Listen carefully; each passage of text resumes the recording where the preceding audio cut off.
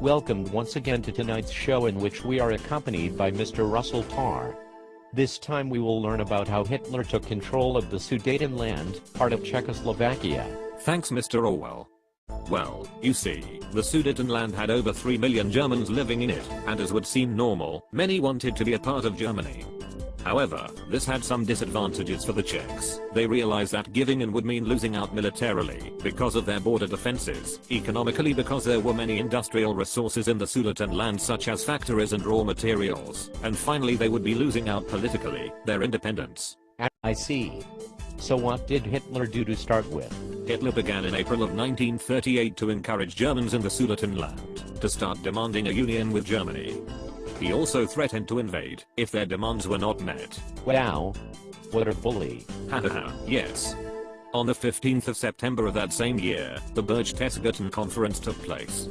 In this conference, Chamberlain and Hitler agreed that a plebiscite should be held in the Sudetenland to decide its future. By doing this, Hitler followed peace-loving Wilson's ideas of self-determination, and therefore made it seem as if he was being entirely reasonable. Yes.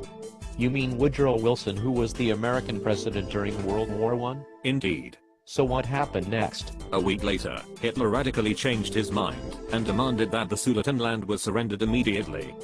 Chamberlain refused to, but he expressed concern that a quarrel in a faraway land between peoples of whom we know nothing could lead to war. And he was right? I believe so, but we will never know for sure, since another week later in the Munich conference, Chamberlain, Mussolini and Aledia agreed to hand over the Sudetenland to Germany. The USSR and the Czechs were not consulted, even if they both had alliances with France. Chamberlain came back convinced that he had secured peace in our time. However, German tanks rolled into Czechoslovakia not long after. Huh, how ironic.